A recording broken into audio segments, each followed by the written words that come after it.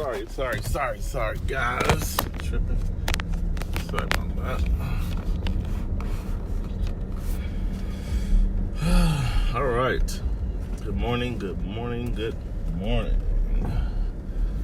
I got my Run DMC New York rapper look today. No, I'm just joking. But anyway, all right. So the question, this person, sorry guys, let me get this together. Yeah, I'm a little tripping this morning. Matter of fact, let me just pull over. I'll do that. Let's get this together. All right, I'll pull over for a second. This is too much. Just hold on. Well, perhaps I'll pull over in a more lit area. But anyway, you know what? I'm gonna do this for a minute. Sorry, let me get this together. I think I want to act right today. Question. So the person, this female, wrote in, and she had a question regarding her relationship and her friendship. And she really, you know, I've been known to be the one that's teased about doing these long dissertations when I have my show and I have these little narratives that I read. But this person has me beat. She wrote a novel. So I'll spare you guys the whole read, and I'll give you the kind of nuts and bolts. I'll try to sum up what I feel she's trying to say. And so she classifies this friend as a platonic friend that she's known over 5 years. And then she has this relationship that she's ran roughly close to the same time frame. Clearly what I gathered out of it is she has some unmet needs, I guess, as it pertains to time and, you know, other things that she requires, but yet she's still in this relationship, right? So this friend, she says to her, he's just her platonic friend. She said, we talk about everything from relationships to politics, all types of stuff. And she says, you know, he's always there. He's cool, nice, pleasant. So she hasn't had to feel the threat. So obviously she's in a relationship. So that's, you know, she has a guy and, you know, she's with him. But I guess at some points, again, like I mentioned, the time thing leaves her with a lot of gaps, that she would like to fill. You know how we talk about that 80-20 rule and what we get out of people and what we don't. So her thing is she's saying to herself, I'm lacking these certain things. So the way she spins it is this friend subliminally feels this void. And so I asked her, I said, so I always ask people this, and I'll get to my reason why I say this. I said, the foundation of this friendship that you call platonic, was it based off anything physical? She says no. And I'll get back to that point. She says no. I said cool. So they've been together. I mean, I'm sorry, not together. They've been these loyal friends for the past 5 years. Now, within the past 3 months, she says he starts zeroing in. He's been starting to zero in on her relationship, and he's kind of been asking her more questions about her relationship, like, you know, where's this guy that you're with? I don't see you on a page with him on Facebook, and, you know, I don't see you saying, hey, we're out. You know how people do, you know, they kind of, depending on your relationship style, whether you want to be public on social media or not, whatever. So she's saying all of this, and then following up with that question, she kept telling him, well, he's around. And the guy, you know how we do as men, we'll say, well, if he's around, he should be doing X, Y, Z. We give all these opinions because we're on the outside looking in.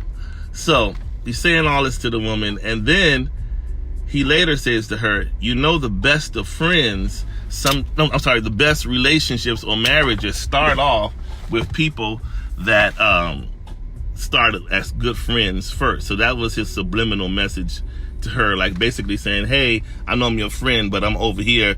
Don't forget about me, right? So he then later, you know, kind of made it subliminally clear that this friend, platonic friend she speaks of, likes her to a degree. I mean, you know, I believe women know, as men do too. If this really doesn't have to be a gender thing, it's a friend thing, but it's a thing where, you know, if you're friends with somebody and you kind of know when it gets to that point where they give you the fruity eyes and the fruity conversations, and you're like, yeah, I don't know about this situation. So finally she had enough, and she told the guy who this person, well, I think he kind of figured it out, something she was doing, and he kind of figured out who the boyfriend was, and he asked her, is this, you dating the person you're dating? And she says, yeah, I'm dating him. Now, this platonic friend that asked her this question, and she answered him, well, guess what he did? After she answered it, she ain't heard from him. He been quiet. Now, mind you, this is 5 years of a platonic friendship, and he has not been talking to her since his revelation of who the boyfriend is, which he knew she had all along. But since it's public now and she's acknowledged it, now he's quiet. Now here's the twist.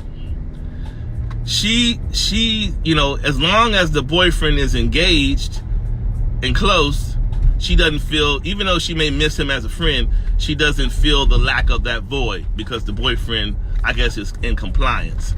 But when the boyfriend gets out of compliance, like this is recently why she's writing in for this question the other day. She says, because the boyfriend is not in compliance, and so I'm back to being starved. That's what her words were. I'm back to being starved, and I'm missing his friendship.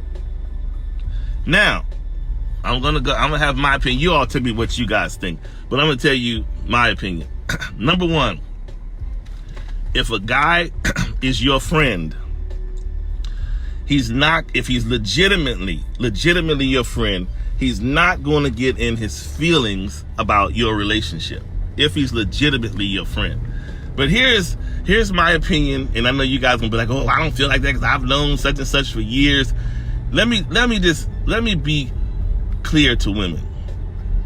There are a lot of men in the world that we all can say, this is my friend. I've heard women say to me, oh, who, Joe? Not Joe. I've known Joe for 30 long years, and Joe is just my friend.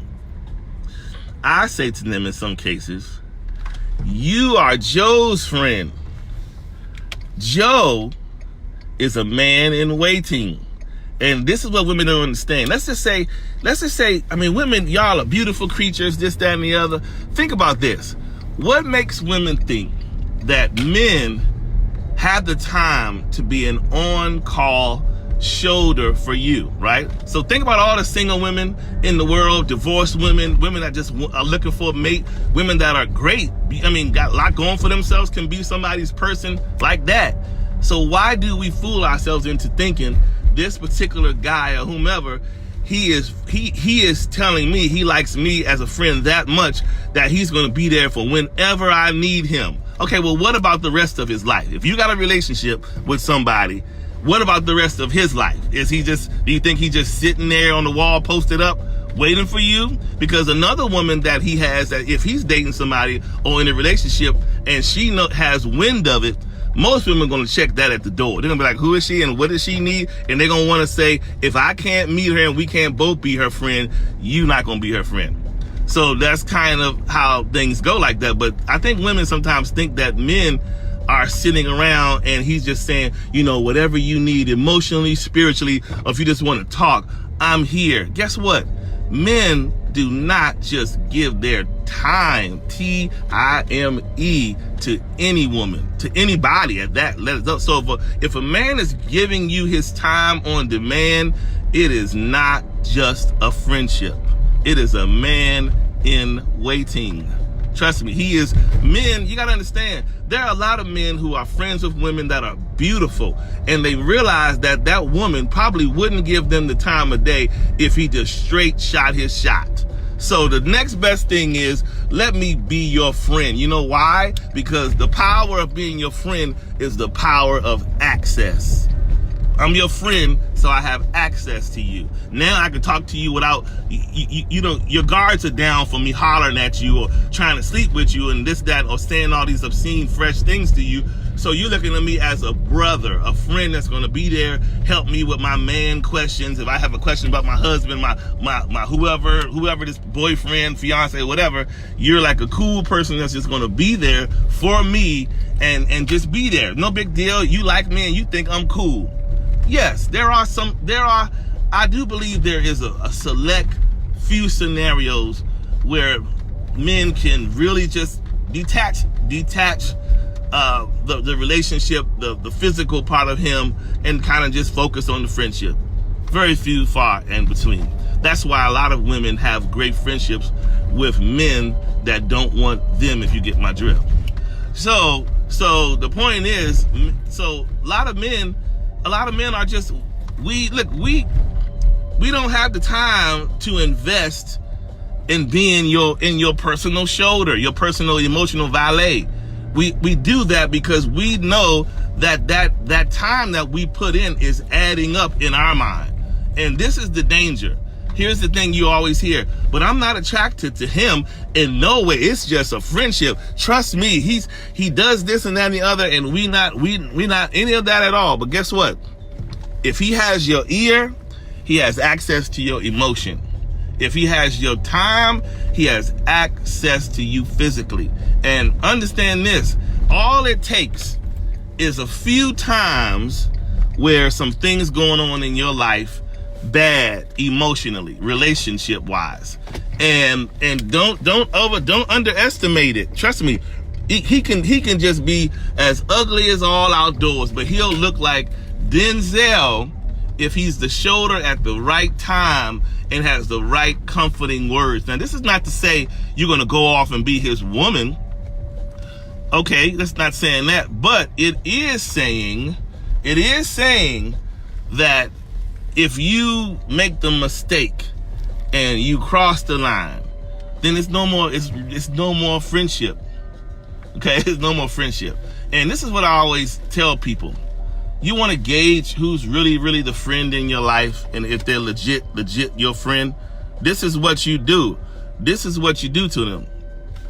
And this is an exercise. All the women, try this today. You think I'm lying.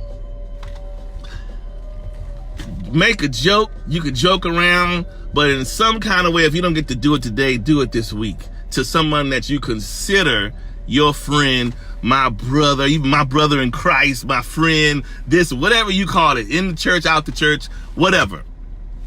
And subliminally put yourself in vulnerability as if you are almost offering yourself up to him, right? So the real friend is gonna be like, you come on, hey, what, you was drinking? You all right? I mean, what's wrong with you? You was on, I mean, something's going on with you. No, this is not you, Tasha, or whoever your name may be. This is this, that, and the other.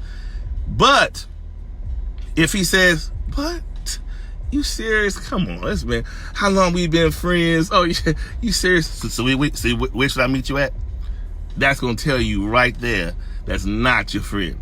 It is the man in waiting. A friend does not want to he does not want to deteriorate the friendship.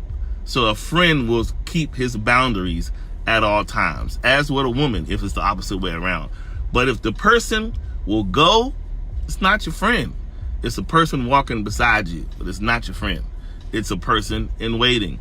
And so the danger is, again, the danger with platonic friends is, if you just having a passing friendship and you see a person, a co-worker, and you're like, hey, and maybe once a month the group goes out to a group lunch and you just cordially say, hey, keep it moving, platonic. But if you are giving a person a piece of yourself emotionally, internally, spiritually, time, you going out to meet and greet, you're going out to have a drink, or you're going out to, we went to just got a bite to eat, all these things, those things matter. Because subliminally, a person is becoming attached to you. It's just coming in the back door. It's backdoor dating. That's what it really is. It's and men, look, us men, we are determined. 5 years or not, if you had not said nothing about that boyfriend, 5 years and 6 years, he's almost to Mount Everest. We don't quit if we have an arrow, a target in front of us that we have not conquered. We're not gonna quit until we're gonna wait you out, wipe all the tears on your face, listen to all your problems on the phone, because guess what? You are giving the man the gold mine when you tell him, oh, he's not giving me the time I need. Thank you. I'm going to give you the time you need. Hello. Don't mean that he's the better man. He's just another man. Got to understand that. He's not the better man, or he's just because he's giving you his time. And I'll question a man that just has endless time for a woman in a relationship anyway. Why do you got time for me and I'm in a relationship? What about your life? What about the woman you're dating? Are you giving her this same sweetness and availability that you're giving me? Probably not. Probably not, because the agenda is to come in and be your friend by way of access, so that I can learn all about you, learn all your triggers, learn all your hot points, because some women even talk about sex to their platonic friends, which is a huge no, because now you're teaching him how to love on you subliminally. You talk, I wish he had me over his house last night, and I told him, oh my God, and guess what? He got this morning and left me in the bed and did not finish. And he didn't, that's not no good man in his mind. Okay, that's another, the time is drawing nigh for my opportunity to pounce. That's just how you got to look at it. And you got to be, because these friendships are the silent killer of love. These friendships, they're not clear, and they're foggy at best, and people are just falling into some bad spots, and people are losing out to people that they call their friends. And like you said, challenge the person up front. Listen, if I don't have time for a man just trying to sneak up on me from behind, state your business. Are we gonna be cool? We're gonna be cool. Well, here's the boundaries. Okay, we just cool. We can chit chat and that's it. But I'm not going below the surface with all my personal business, my life, and all these things and what's wrong with me and all this, because guess what? Call your girlfriend for all that. Women chat. Call her and tell her all that. But you don't have a man and let another man feel the void of another man. Guess what? Because if the void is that serious, leave him. Leave the man and go do whatever you need to do to find it. Because guess what? You're not going to find perfection anywhere. At some point, you got to stop and say, you know what? I need to grow up and stop pouting and stop blaming my imperfections and my insecurities and things where I fall short on him. Because sometimes, some people, in some cases, you got too much time on your hands anyway. Find some business to do for yourself and not blame your empty time and your lonely time on him. Especially if the man is on his grind. Now, granted, I get it. Sometimes he ain't around you and give you the time because guess what? He's probably occupied with someone else. And that's a whole nother issue in itself. But if you figure that out, but if it's not a woman and you got his ear, if he's your man, you got his ear and talk to him. And I always tell people, you get more bees with honey than you do vinegar. The worst time to talk to him about what you need is not when you are upset and angry.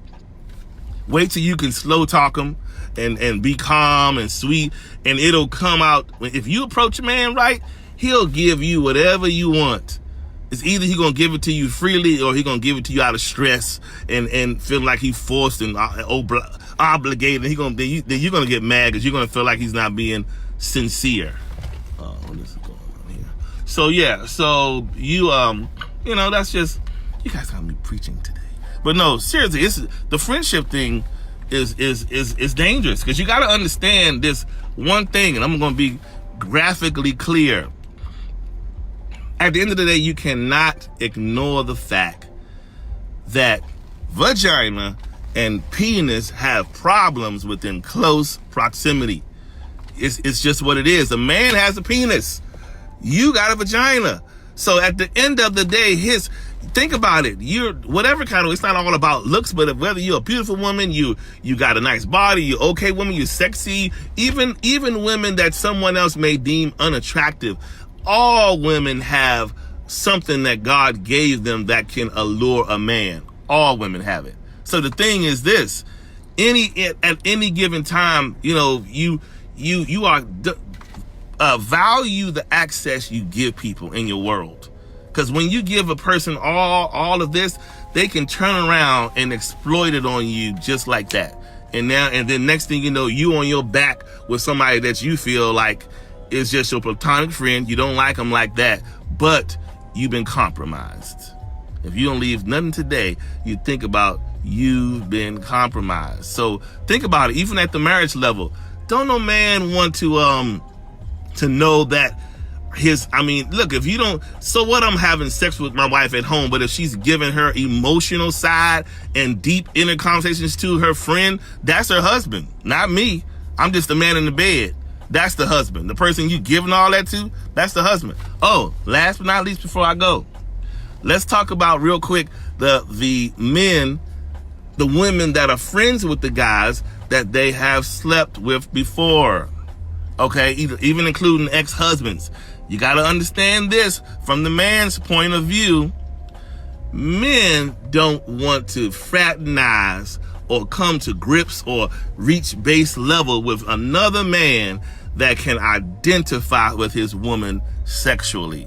I don't care if it's in the past of 10 years ago. Guess what? He know what it look like. He seen the tattoo on your right booty cheek. He knows what you do orally, all those things. We ain't trying to hear none of that. So when y'all tell us, who, Craig? He's just my friend. No, he ain't your friend. He is a previous bridge you crossed over. And that's how we look at it. That's a tough, if you ask any man, get off the live and ask any man, how would you feel if you knew one of my best friends was somebody I dated before? It just ain't work out. So we found out we were better friends than that. Well, guess what? You should have found out that before you had sex. But when you have sex, forget about it. We ain't trying to hear none of that. You had sex with him, and he now has a parallel view as the same as I. And I ain't trying to deal with that. That's just flat out. Nobody want to deal with that, and you got to be straight. When it comes to people that has been intimate with you, let alone we don't want you. We don't want you giving your emotional time and all that deep conversation to another friend, man, period. Let alone somebody who has tasted of the fruits of the water. Because we know they always got a cup in their back pocket they want to dip again if you let them. Trust me. So I'm trying to tell you, it's not a game. We got to be more serious and more realistic and more unselfish about these relationships we foster. You got to talk to a man, call your brother if you got one, your brother-in-law, but you got to be careful with let me take that back. You got to be careful with that. Keep it at your brother, because brother-in-law is still a man, even though he's your sister's husband. Guess what? He ain't blind. Still a man, still got a penis. So you got to be careful. You got to really, really in this hour be that much more careful about people you allow access to, specifically women. Men too, but specifically women, because you all are the storage keepers. We impart. That's when we have sex, we impart into you. So when you are giving your ear and your time to a man, he's imparting into you. Are making yourself vulnerable non-sexually to be imparted into by another man. And so he's placing himself, his footprint, his handprint in you, but just another way. So that's how you got to look at this thing and just be like, listen, I can't offer this type of space and time because you ain't my man, and it ain't cool, and it's not respectful. I'm not respecting him. So all this good talk and friendship you got, you probably should give it to the woman you dating, not me. But I appreciate you, brother. Love you like a brother from across the street. But watch your access. That's just what I got to leave y'all with. Watch your access and stop taking your ears and your heart for granted.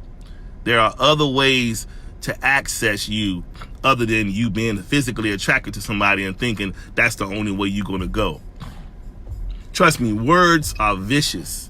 A person can word their way right into your panties, believe it, and be nice and be there at the right time and can get you. Don't think it's just all stuck on, well, that's not my type. He don't got enough tattoos. He ain't bald-headed and black. Guess what? It don't matter. He got a penis. He's a man. He has testosterone, and he has the wherewithal to conquer. He's a hunter, so don't get it twisted. Anyway, y'all got to be spirited this morning. But anyway, y'all have a great morning. Please offer your comments. I'll come back when I get to work and get situated. I'll come back and I'll get in the comments and engage back first with you. But I know y'all got some challenging questions, because I know there's some women that said, not Bobby. We've been friends for 20 years and he ain't never did nothing. Anyway, all right, have a good day, and I will talk to you guys later. Bye. Love you. See, tomorrow I'll be back. And really quick, from now on, I'm probably just going to do pop-up titles. I'm not going to announce them, but they'll be at 8:15 every weekday. I'll do this on weekdays from Monday through Friday at 8:15. And the weekends is my personal time, but I'll do that. Okay. All right. Have a great day.